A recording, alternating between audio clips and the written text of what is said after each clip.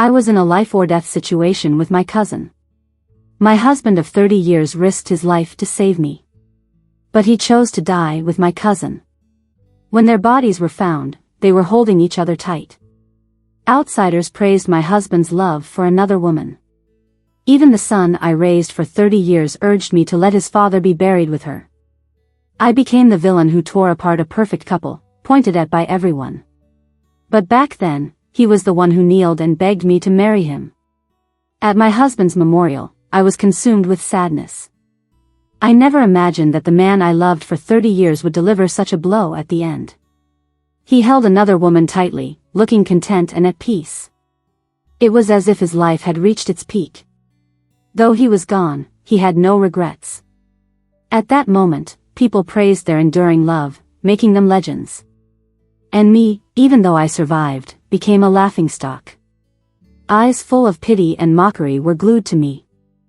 My supposedly perfect marriage vanished in an instant. I closed my eyes in despair, and my son held me to the side room. He looked up at me, his voice steady as he called me Mom. I looked at him instinctively. His eyes showed some struggle, and after a while, he spoke. Dad said he wanted to return to where he and Aunt Wendy grew up together after he died. His words hit me like a bomb. Even my son chose someone else over me. I stared at him blankly, and Jimmy looked at me apologetically. This was Dad's wish, and everyone saw his affection for Aunt Wendy when they were found. He added, "If we don't do this, the negative comments about you online will just increase." His voice trailed off. I looked at the features that resembled my husband, feeling only sadness and disappointment. Is it really for my sake? If he, as our son, insisted otherwise, would such a love affair even be celebrated? In the end, he just couldn't give up the attention and buzz. The thought drained me completely.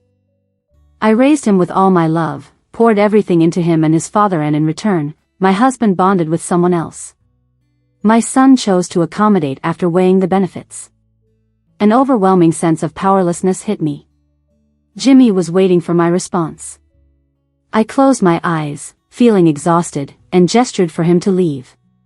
"You're grown now, you decide." "Leave, I'd like to rest." Jimmy hesitated, but seeing my weary face, he said nothing and left quietly.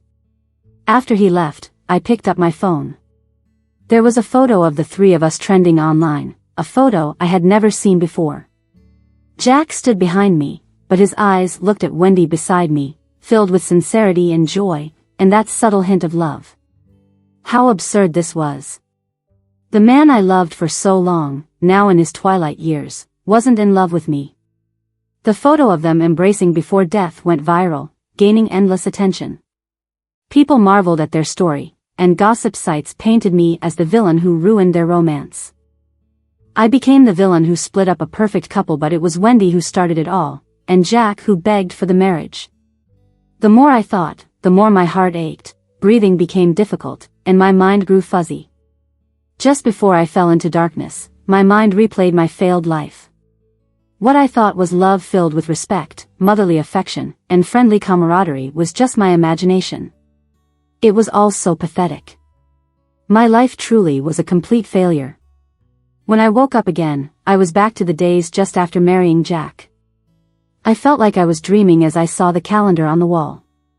March 28, 1993. This was when Jack had just married me, and had taken over his father's company, busy with work. I wasn't a housewife yet, and would wait for him to return every day. The sound of keys at the door, Jack came home. Seeing him young again, I felt a bit disoriented. In his black suit, with sharp jawlines, he looked so noble and refined. His look before passing away merged slowly with the young him like a dream of the past. He saw me standing there, dazed, and frowned slightly. "Why are you still waiting for me? Didn't I tell you to go ahead and sleep when I'm working late?" Without waiting for my answer, he continued, "I wanted to discuss something with you. Did your parents drop by today to talk about the company?" My parents only had me as their daughter, so I inherited the company. Now that I was married, they trusted Jack's character. They brought it up today. Like last time, Jack brought it up as soon as he got home after hearing from them. I nodded in response. He removed his jacket, gave me a curious look, then sat down and said, "Emily, let me take charge of your parents' company. I can support you, you don't need to be out there as a woman."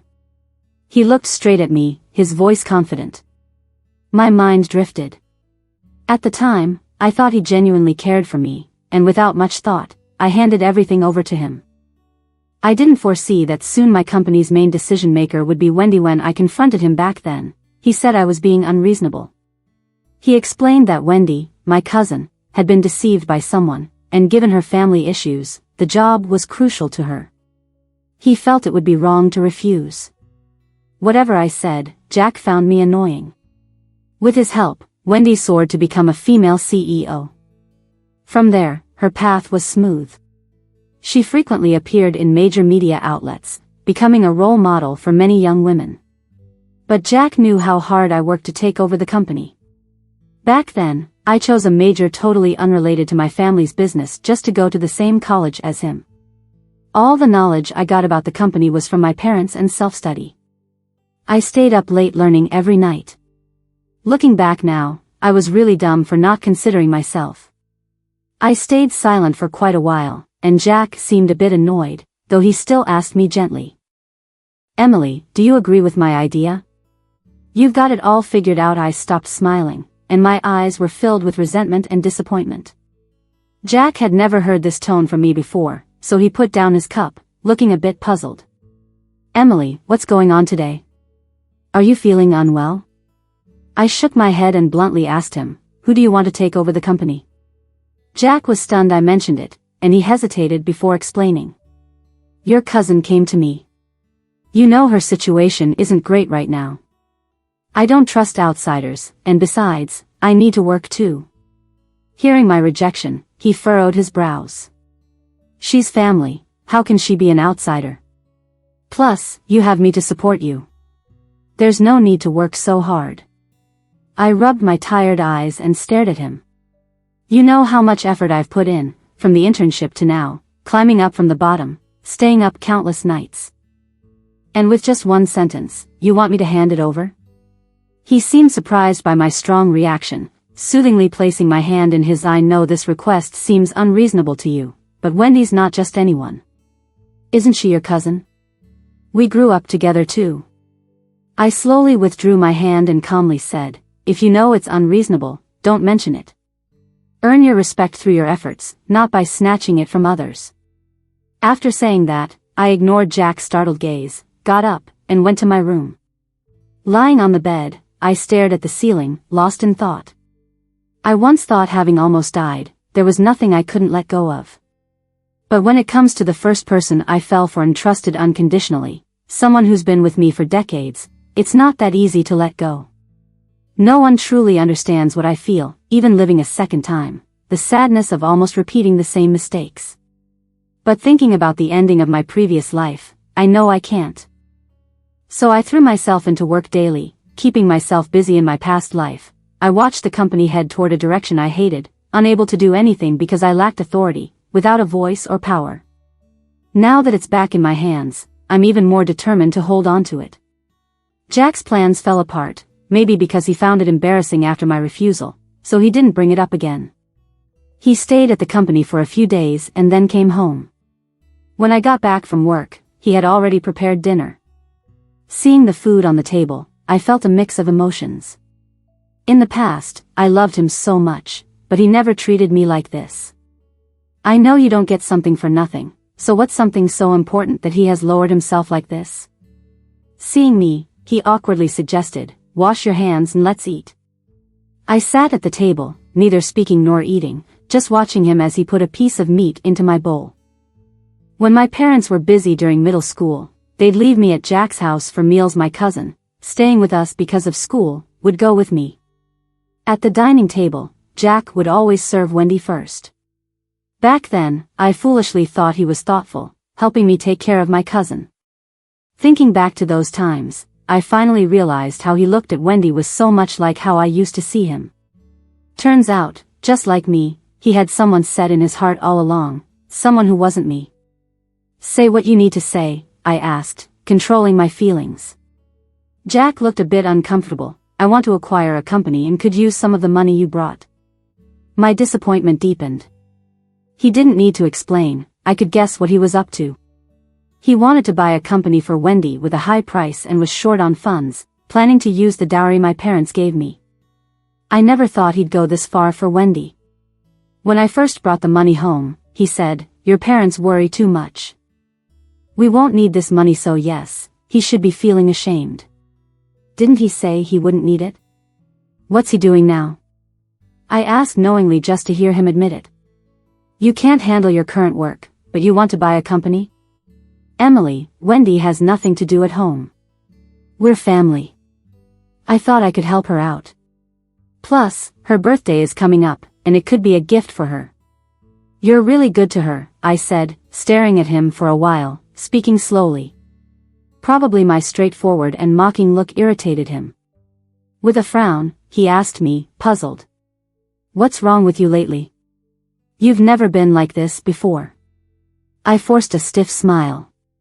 He probably wonders why I'm not bending over backward for him anymore. I didn't say another word, just looked at him, full of disappointment.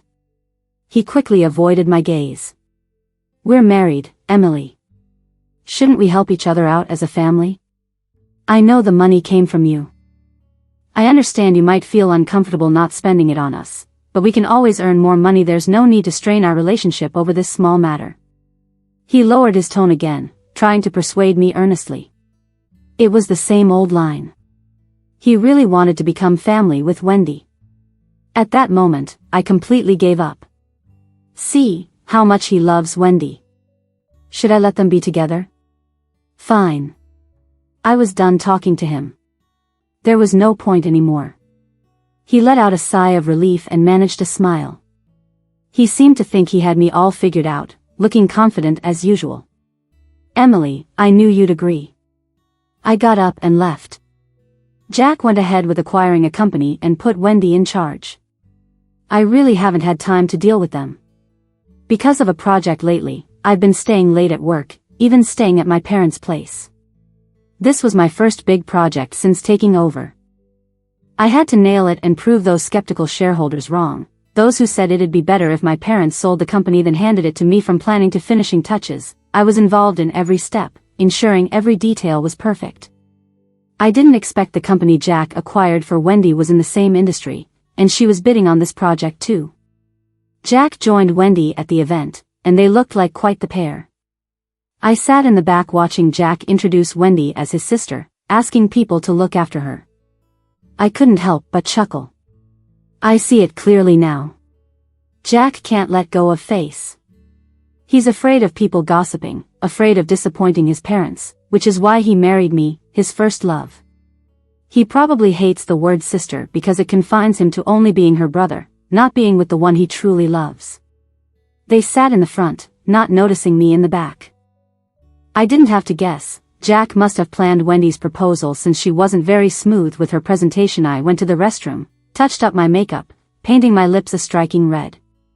Looking at myself in the mirror, my features were sharp, my suit neat. This was the version of myself I wanted to be. My eyes got teary. It had been too long since I'd seen myself like this. I wondered, last time, was I at home cleaning in drab clothes? Now I get it. What you can't have is always the best. Years of admiration and affection led only to Jack labeling me the good person, making my past self pitiful. But it doesn't matter now. I blinked away the thoughts and smiled as I stepped out to present. I didn't even spare Jack a glance during the presentation. Hearing the praise and applause from the crowd, I knew even if I didn't win the bid, I had succeeded personally. As I expected, I successfully secured the project. Excited to share the news with my parents, I started heading home, but who did I see? Jack, and beside him, Wendy. He spotted me, and Wendy followed his gaze, then walked away without looking back. Surprisingly, he didn't chase after her. Instead, he walked toward me. "Congrats, Emily. I didn't know you'd be here. Otherwise, we'd have joined you." He sounded a bit guilty, his eyes deep, with a hint of admiration. "You guys? Join me?" My good mood plummeted at the sight of him, and hearing this, I couldn't help but stop and scoff. He probably thought I was upset about the whole company acquisition for Wendy thing. He furrowed his brows slightly, speaking softly, "Emily, I admit my attitude was off that day. I'm sorry. Come home. Let's live our lives. Haven't you always been nice to Wendy too? She's alone now. Helping her out once in a while isn't worth this much fuss, is it? You haven't been home in days." He seemed a bit wronged. "True, it's not worth it." I chuckled and slowly approached him. He kept his eyes on me, got close, looked him in the eye, and gestured for him to bend down. He leaned in and even closed his eyes. I grabbed his shoulder, leaned close to his ear. "Go chase after your sister. She's alone and upset about not winning."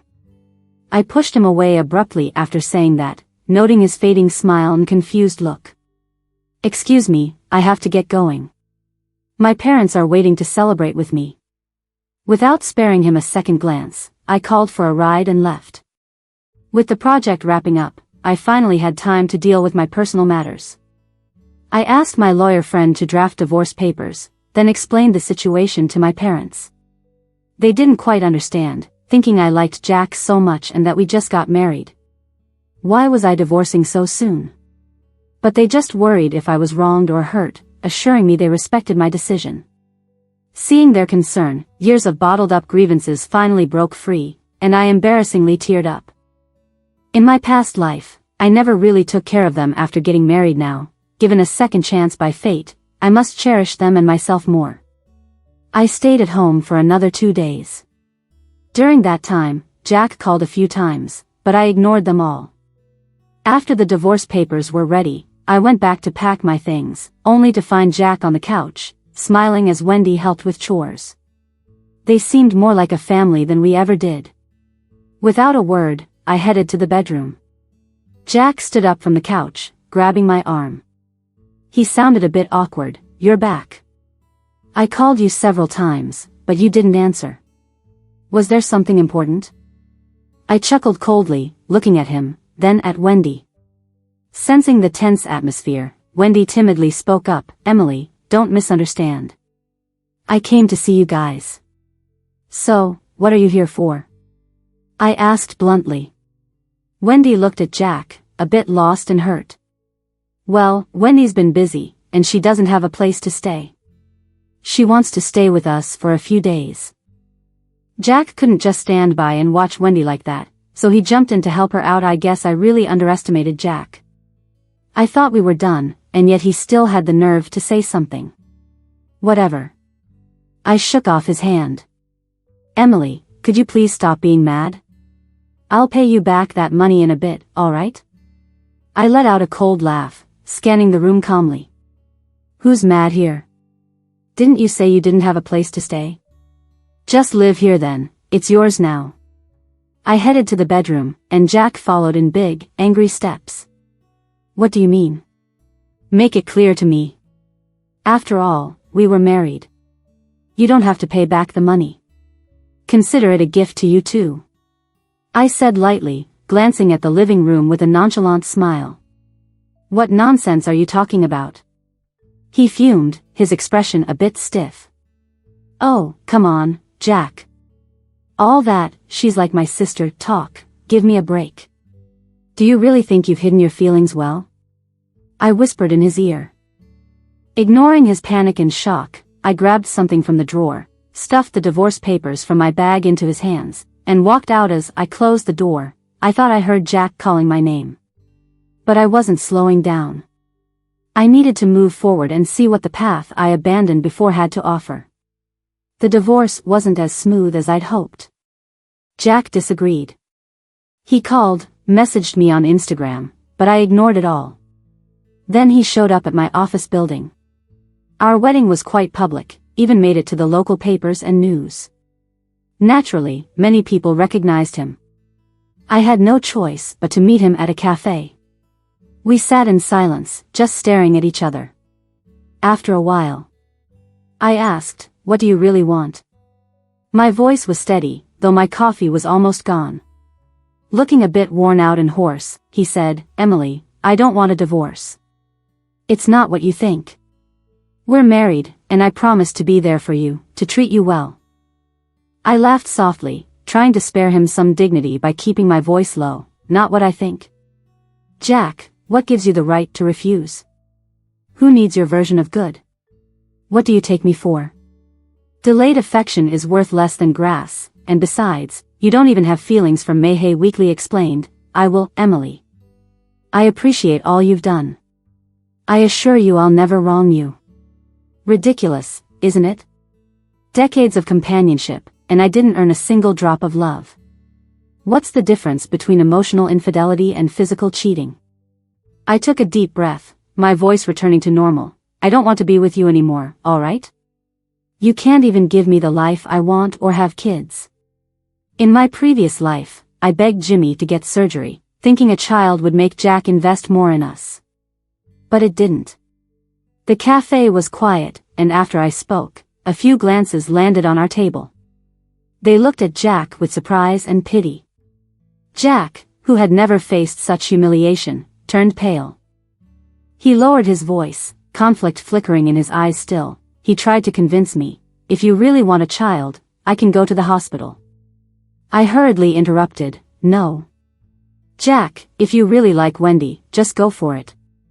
Why worry so much about what others think? Think for yourself. Did you marry me willingly? Don't leave regrets for yourself, or for me." I looked at him earnestly, afraid he'd actually go through with the surgery. He spaced out after hearing my words. I got up and left. I loved him, hated him, and now I've mostly let go. Honestly, I hope he can be brave for once and get what he wants. 2 days later, Jack agreed to the divorce. I threw myself into my dreams, and a year later, I was thriving in City A. Mom and Dad were proud, and when I mentioned moving to an even bigger city, they were supportive. I didn't go out of my way to keep tabs on Jack, but I'd hear bits and pieces from friends. He married Wendy despite his parents' objections. His family's business was handed over to his brother, leaving Jack with nothing but a company he bought for Wendy, but the market was already dominated by my company, so they couldn't get a foothold in City A. None of that concerns me anymore. I moved to City H, and after 8 years, I returned with a strong reputation and decided to step back, leaving my trusted people in charge. I planned to travel the world with my parents. As I left the airport, a masked, world-weary man stopped me. The moment he spoke, I realized it was Jack. "Emily, can we talk?" I wondered how he knew I had returned, but there was nothing left to discuss between us. I apologized and kept walking. He grabbed my arm, speaking quickly. "I heard you haven't remarried. Mr. Jack, if you keep holding on to me, I'll call the cops." I interrupted, staring at him with confusion and frustration. He let go, still talking. "Wendy tricked me, she led me on. I see it all clearly now. Emily, I regret it, I always liked." I didn't know what happened between them, but I found his attempt to clear his name disgusting. "Weary, not involved anymore. You don't need to tell me any of this." I cut him off again, noticing something was off with his mood. I quickly signaled airport staff for help. After getting away from Jack, I took a few deep breaths and headed home. He was right, I hadn't remarried. His self-righteous attitude hadn't changed all these years. It's laughable if he thinks it's because of him. My parents often asked if I considered remarrying. I've thought about it too.